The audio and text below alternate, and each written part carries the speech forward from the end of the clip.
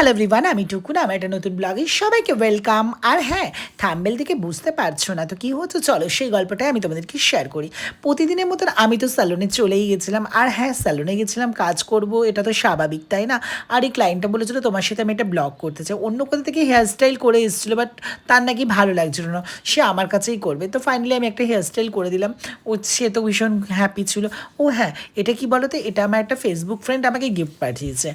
কেমন হয়েছে আমাকে একটু জানাবে সবাই কমেন্ট করে। আমার তো ভীষণ পছন্দ হয়েছে। থ্যাংক ইউ সো মাচ আমাকে গিফট করার জন্য।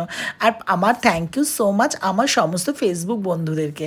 ও হ্যাঁ, এখানে রাধাকৃষ্ণের মন্দিরে আমাদের এখানে না পঞ্চম দোল হিসেবে রাধাকৃষ্ণের কীর্তন স্টার্ট হয়েছে। আর বুঝতেই পারছো, এখন কৃষ্ণনাম ছাড়া কোনো গতি নেই। প্রত্যেকে দেখো মন দিয়ে সবাই কৃষ্ণনামের হরিনামে মত্ত হয়ে গেছে। ও হ্যাঁ, এটা কি বলো তো, এটা হচ্ছে আমাদের এখানে যাত্রাপালা হচ্ছিল রাজা হরিশ্চন্দ্রের।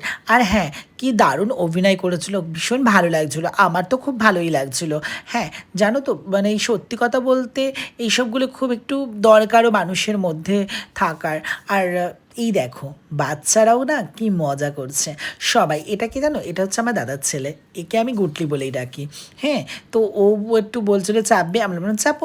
আর আমরা এখানে খেতে খেতে একটু মজা করছিলাম। Tata, thank you so much, সবাই ভালো থেকো।